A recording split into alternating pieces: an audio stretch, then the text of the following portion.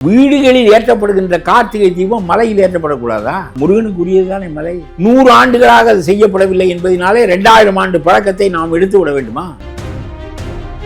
நான் சொல்லுகிறேன், தர்காவை எடுக்க வேண்டும் என்கின்ற மனப்பான்மை நம்முடைய தமிழ் மக்களுக்கு இருக்குமானால் 700 ஆண்டுகளுக்கு முன்னாலேயே எடுத்திருப்பார். திருப்பரங்குன்ற மலையில தர்கா கட்ட விட மாட்டார்கள். திருமாவளவனுக்கு ஜாதி முக்கியம், ராமதாஸ் அன்புமணிக்கு ஜாதி முக்கியம். விட்டு போய்விட்டால் இதை செய்ய வேண்டும் என்று சொல்லுகிறவன் சங்கியாக இருக்கிற காரணத்தினாலே அவன் சொல்வதையெல்லாம் செய்யக்கூடாது என்று சொல்வதற்கு ஒரு கூட்டணியே இருக்கிறது.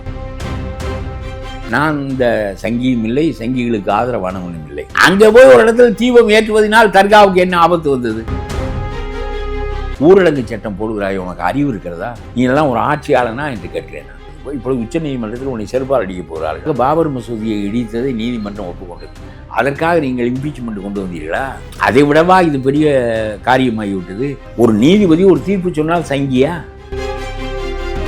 உன்னை போன்ற ஒரு கேவலமான மனிதர்கள் ஆட்சியில் அமர்ந்த காரணத்தினால் பாதுகாக்கப்பட்ட அந்த நேச உணர்ச்சியை பிளக்க நினைக்கிறாய். மந்திரி சேகர் பாபு ஸ்டாலினுக்கு அடிமை. நேர்மையே இல்லாத ஒரு கட்சி, நேர்மையே இல்லாத ஒரு ஆட்சி.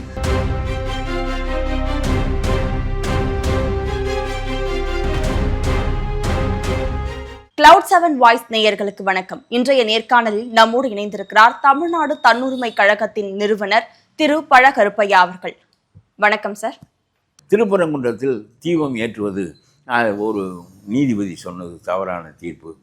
ஒரு நீதிபதி தீர்ப்பு சொல்கிறார். நான் சொல்லுகிறேன், திருப்பரங்குன்றம் என்பது மலைகளில் விளக்கேற்றுவது என்பது நம்முடைய நாட்டில் உள்ள பழக்கம். வீடுகளில் கார்த்திகை தீபத்திற்கு விளக்கேற்றுவோம். என்னுடைய துணைவியாரெல்லாம் வீடு முழுவதும் விளக்கேற்றுவார். அவ்வளவு எண்ணெய் வைத்து அது அமர காற்றில் அமர்ந்து விட்டால் உடனே ஏற்றுவார்கள். வீடுகளில் ஏற்றப்படுகின்ற கார்த்திகை தீபம் மலையில் ஏற்றப்படக்கூடாதா? ஏற்றப்பட வேண்டாமா? முருகனுக்குரியது தானே மலை. குன்றுதோர் ஆடும் குமரன் தானே, பரங்குன்றத்து முருகன் என்று தானே அவனுக்கு பெயர். 100 ஆண்டுகளாக அது செய்யப்படவில்லை என்பதனாலே 2000 ஆண்டு பழக்கத்தை நாம் எடுத்து விட வேண்டுமா? திமுக என்ன சொல்றாங்க, இப்ப விளக்கு ஏத்துறோம் அப்படின்னு சொல்லி வராங்க, நாளைக்கு தர்காவை எடுக்கணும் அப்படின்னு சொல்லுவாங்க. அது ஒரு மத கலவரத்தை தமிழ்நாட்டுல தர்காவை எடுக்க வேண்டும் என்று சொல்லவில்லை. தர்காவை எடுக்க வேண்டும் என்று சொல்லலாம். நான் சொல்லுகிறேன், தர்காவை எடுக்க வேண்டும் என்கின்ற மனப்பான்மை நம்முடைய தமிழ் மக்களுக்கு இருக்குமானால் 700 ஆண்டுகளுக்கு முன்னாலேயே எடுத்திருப்பார்கள். திருப்பரங்குன்ற மலையில தர்கா கட்ட விட மாட்டார்கள்.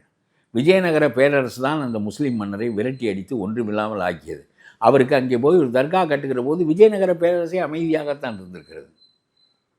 திருப்பரங்குன்ற மலையிலே, முருகனுக்குரிய மலையிலே எதற்கு தர்கா கட்டுகிறாய் என்று அவர்கள் கட்டிக்கொள்ளட்டும், நம்மோடு சேர்ந்து வாழட்டும் என்று தான் நினைத்தார்களே. இதற்கும் முஸ்லீம்களுக்கு எதிராக கிளம்பிய அரசு தான் விஜயநகர பேரரசு. எடுக்க வேண்டுமென்றால் 800 ஆண்டுகளுக்கு முன்னாலே எடுத்திருக்கலாம். இப்பொழுதும் பெருவாரியான மக்கள் அதை செய்து விடுவார்கள். நான் அதை ஒப்புக்கொள்ளவில்லை. அவர்களுடைய மதத்தின்படி அவர்கள் வாழட்டும், நம்முடைய மதத்தின்படி நாம் வாழ்வோம். நாகூர் ஆண்டவர் கோயிலுக்கு போகின்றவர்களில் பெருங்கூட்டத்தினர் இந்துக்கள் தான். இந்து என்பதையே நான் ஒப்புக்கொள்வதில்லை. சைவ சமயம் வைணவ சமயம் என்று தான் சொல்ல வேண்டும் என்று கருதுகின்றவன் நான். இந்து என்ற ஒரு மதமே 100 ஆண்டுகளுக்கு முன்னால் தான் ஏற்பட்டது. ஆர்எஸ்எஸ்காரர்கள் ஏற்படுத்தினார்கள். ஆர்எஸ்எஸ்காரர்கள் இந்தியா முழுவதும் இருக்கிற வேறு வேறு மதங்களையெல்லாம் ஒன்றாக இணைத்து இந்து மதம் என்று ஒன்று ஏற்படுத்தினார்கள். அதல்ல இப்பொழுது பிரச்சனை. நான் இதிலிருந்து விலகி செல்ல விரும்பவில்லை. நான் சொல்லுகிறேன், சிவனுக்கு முந்திய கடவுள் முருகன், தொல்காப்பியத்தில் குறிப்பிடப்படுகின்ற கடவுள். பரங்குன்றத்து முருகன் என்று பெயர். சங்க காலத்தில் பாடப்பட்ட கடவுள் முருகன் தான். அவனுக்கு திருமுருகாற்றுப்படை பாடினார்கள். அவனுக்கு பரிபாடலிலும் பெரிய இடம் இருக்கிறது. ஆகவே முருகன் தான் தமிழனுக்கான முதல் கடவுள். சரியா? 2000 ஆண்டுகளுக்கு முன்னாடி மலையில் தான் அவன் இருப்பான். திணைப்புணத்து குரத்தி வள்ளியைத்தான் அவன் மணந்தான். சரியா? இவையெல்லாம் இருக்கின்ற போது 100 ஆண்டுகளாக நம்மிடம் சரியான ஆவணங்கள் இல்லை. முருகனுக்குரியது மலை, மலைக்குரியது தீபம். மலையில் தானே தீபத்தை ஏற்ற வேண்டும். அப்பொழுதுதானே ஊர் முழுவதுக்கும் தெரியாது, மலையில் அந்த ஒளி படரும். இதை செய்வதற்கு விட்டு போய்விட்டால் இதை செய்ய வேண்டும் என்று சொல்லுகிறவன் சங்கியாக இருக்கிற காரணத்தினாலே அவன் சொல்வதையெல்லாம் செய்யக்கூடாது என்று சொல்வதற்கு ஒரு கூட்டணியே இருக்கிறது. இந்த சிபிஎம் வெங்கடேசன் போய் அங்கே பேசுகிறார். நரகவாசிகளுக்கும் சொர்க்கவாசிகளுக்கும் சண்டை ஏற்பட்டுதான். 2 பேரும் நாங்கள் தான் வெல்வோம் என்று சொன்னார்களாம். நரகவாசி சொன்னானாம், நாங்கள் தான் வெல்வோம், ஏனென்றால் நீதிபதியே எங்களுடைய ஆள் தான் என்று சொன்னாராம்.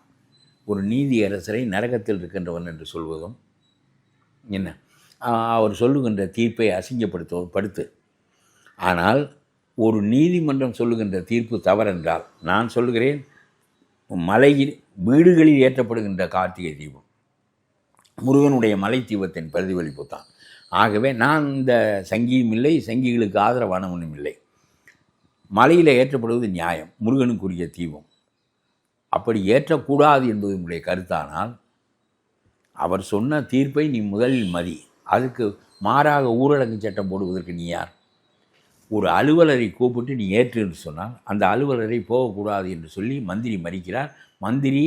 மந்திரிக்கு அலுவலர் அடிமை, மந்திரி சேகர் பாபு ஸ்டாலினுக்கு அடிமை. எல்லாருக்கும் பங்கு வர வேண்டும் என்று தான். வேறு என்ன பெரிய அவருக்கு என்ன, அவருக்கு கொத்தடிமையாக இருக்க வேண்டிய கட்டாயம் என்ன? சரி, ஊரடங்கு சட்டம் போடு. எந்த முஸ்லீம் கலவரம் செய்தார்கள்? எந்த முஸ்லீம்கள் ரோட்டுக்கு வந்தார்கள்?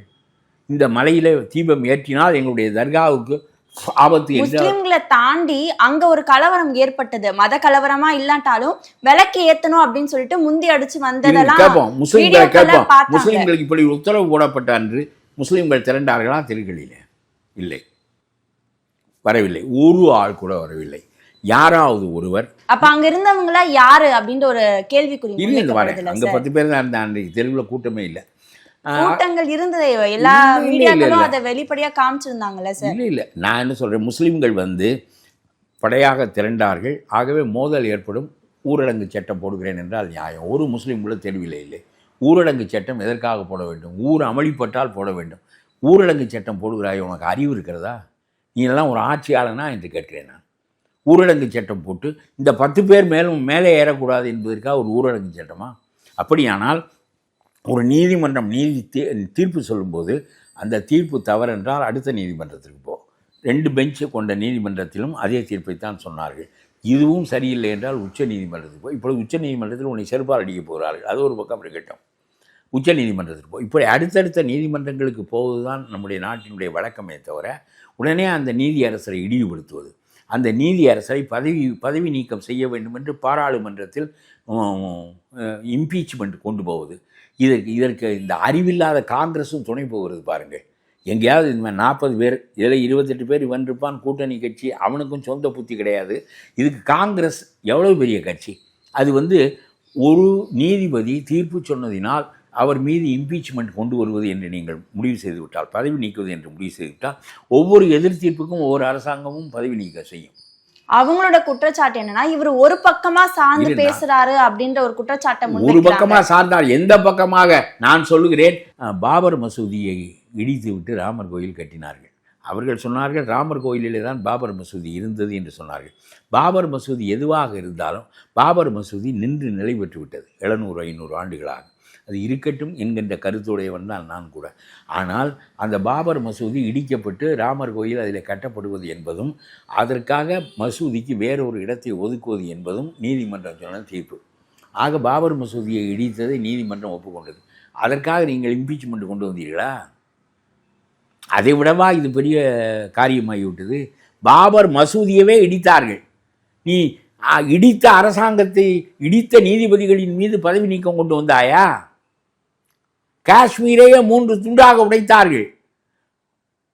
அது கான்ஸ்டிடியூஷன் மீறல் தானே? அடிப்படை சட்டத்தில் இருந்ததை நீ அங்கே போய் இம்பீச்மெண்ட் கொண்டு வந்தாயா? இதுவரையிலும் ஒரு தீர்ப்பு சொன்னதற்காக பதவி நீக்கம் செய்ய வேண்டும் என்று தீர்மானம் பாராளுமன்றத்தில் கொண்டு வரப்பட்டிருக்கிறதா?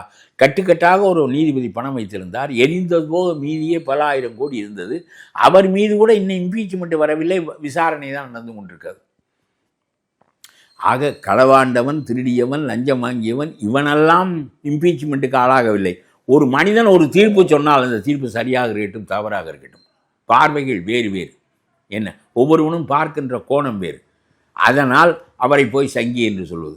ஒரு முஸ்லீமுக்கு நான் சொல்லுகிறேன், 5 பேர் கொண்ட சுப்ரீம் கோர்ட் நீதிபதிகள் தீர்ப்பு சொன்னார்கள் பாபர் மசூதியை இடித்தது சரி என்று. அதில் ஒரு முஸ்லீம் நீதிபதி இருந்தார். அவரை என்னவென்று சொல்வீர்கள்? அவரும் சங்கியா? நான் சொல்வது புரிகிறதா உனக்கு? 5 நீதிபதிகள் பாபர் மசூதியை இடித்தது சரி என்று தீர்ப்பு சொன்னார்கள். அதில் ஒருவர் முஸ்லீம் நீதிபதி. அவர் சங்கியா? ஒரு நீதிபதி ஒரு தீர்ப்பு சொன்னால் சங்கியா? நீதியரசராக வருகின்றவர் சட்டத்தையும் நியாயத்தையும் தான் பார்க்கிறாரே தவிர, ரொம்ப துணிவாக அவர் சொன்னார், துணிவாக அவர் நிற்கிறார். நான் சொல்லுகிறேன், நான் சாமிநாதனை ரொம்ப நேர்மையான நீதிபதி என்று சொல்லுகிறார்கள். நேர்மையே இல்லாத ஒரு கட்சி, நேர்மையே இல்லாத ஒரு ஆட்சி நேர்மை என்றால் கிலோ என்ன விலை என்று கேட்கின்ற ஆட்சி ஒரு நேர்மையான நீதிபதியின் மீது எல்லா நேர்மையான நீதிபதிகளையும் வீட்டுக்கு அனுப்பி விடுங்கள். எல்லா அயோக்கியர்களையும் உங்களைப் போல் ஆட்சியில் இருப்பவர்களைப் போல நீதிபதிகளையும் அயோக்கியர்களாக வைத்திருங்கள். நாடு மிகவும் விளங்கும். ஆக ஒரு நீதிபதி ஒரு தீர்ப்புரைத்தார் என்பதற்காக அந்த தீர்ப்புக்கு அப்பீல் செய்வதற்கு நீ மேல் கோர்ட்டுக்கு போக வேண்டுமே தவிர அதற்கு மாற்றாக உச்ச நீதிமன்ற ஊரடங்கு சட்டம் போடுவது, நீதிமன்றத்தினுடைய தீர்ப்பை முடக்குவது, உச்ச நீதிமன்றத்தை முடக்குவது, ஊரடங்கு சட்டம் போடுவது, பிறகு இம்பீச்மெண்ட் என்று பாராளுமன்றத்திலே உனக்கு வேண்டிய கட்சிகளை வைத்து கொண்டு செய்வது. காங்கிரஸ் புத்தி இழந்து விட்டது என்று சொல்கிறேன். 75 ஆண்டு கால வரலாற்றிலே ஜவஹர்லால் நேரு காலத்திலிருந்து இந்த ராகுல் காந்தியை தவிர, இந்த ராகுல் காந்திக்கு இந்த ஸ்டாலினோடு உள்ள உறவினால் அவரும் சேர்ந்து கொண்டு ஆமா என்று இம்பீச்மெண்ட்டுக்கு எம்பிகள் கையெழுத்து போடுகிறார். இதுவரையிலும் 75 ஆண்டு வரலாற்றில் ஒரு நீதிபதி தீர்ப்பு சொன்னார் என்பதற்காக இம்பீச்மெண்ட் கொண்டு வரப்பட்டிருக்கிறதா பதவி நீக்க தீர்மானம்? இதெல்லாம் என்ன? இவர்கள் நோக்கத்திற்கு எது வேண்டுமோ செய்வார்கள். இவர்கள் சொன்னதை நீதிமன்றம் கேட்கவில்லை என்றால் ஊரடங்கு சட்டத்தை இவர்கள் மீறுவார்கள். நீ சட்டத்தை சரியாக நடத்துகிறாயா என்று சரிபார்ப்பதற்கு நீதிமன்றம் இருக்கிறதே தவிர, that is the watchdog of democracy. இல்லாவிட்டால் நீங்கள் எல்லாம் ஊரை சூறையாடி விடுவீர்கள். ஆகவே என்ன வருகிறது இந்த ஸ்டாலினுக்கு என்று பாருங்கள். சுப்ரீம் கோர்ட் தீர்ப்பு சொல்லட்டும். நாடு பார்த்து கொண்டிருக்கிறது. இப்படி ஒவ்வொரு நீதிபதியும் தீர்ப்பு சொல்வதற்காக நீங்கள் இம்பீச்மெண்ட் கொண்டு வருவது என்று ஆரம்பித்தால் நாட்டில் நீதிமன்றங்கள் கழுதை மேய்கின்ற இடங்களாக ஆகிவிடும். நீதிபதிகளே இருக்க மாட்டார்கள். இப்போ நீங்க இவ்வளவு சொல்றீங்க. அப்படி இருக்கும்போது இப்ப தமிழ்நாட்டில் மதம் வச்சு ஒரு அரசியல் பண்ணக்கூடாதுன்றதுக்காக திமுக இதை முன்னெடுத்து மதத்தை வைத்து அரசியல் நடத்துவது இவர்களுடைய கட்சி கொள்கைகளில் மதம் இருக்கிறது. ஜாதியை வைத்து அரசியல் நடத்துகிறான். திருமாவளவனுக்கு ஜாதி முக்கியம், ராமதாஸ் அன்புமணிக்கு ஜாதி முக்கியம். ஆனால் ஜாதியின் காரணமாகவும் மதத்தின் காரணமாகவும் கட்சிகள் இருக்கக்கூடாது என்று நினைக்கின்றவன் நான் நினைக்கின்றேன். அவர்கள் நினைக்கவில்லை. அவர்களை பின்பற்றுகிற மக்கள் நினைக்கவில்லை. RSS என்பது மத அடிப்படையிலான ஒரு இயக்கம் என்பது ஒரு கருத்து. முஸ்லீம் லீக் என்பது முஸ்லீம்களுக்கான அமைப்பு என்பது ஒரு கருத்து. மதம் அரசியலில் தலையிடலாமா என்றால் முஸ்லீம் லீக்கையும் கலைக்க வேண்டும், சங்கியையும் கலைக்க வேண்டும். ஜாதி தலையிடலாமா என்றால் நாம் இந்த கட்சிகளை எல்லாம் கலைத்து விட வேண்டும். நியாயமாக ஒரு ஜனநாயக அமைப்பில் பெருவாரியான மக்களுக்காக வரி திரட்டப்பட்டு பெருவாரியான மக்களுக்கு பொது சட்டம் இருக்கின்ற ஒரு நாட்டில் ஜாதிகளின் வாயிலாக இருக்கக்கூடாது தான். ஆனால் அவர்களுடைய உரிமைகளை காப்பதற்காக அவர்கள் தோன்றுகிறார்கள். அது ஜனநாயகத்தில் ஏற்றுக்கொள்ளப்பட்டிருக்கிறது. நாம் என்ன செய்வது?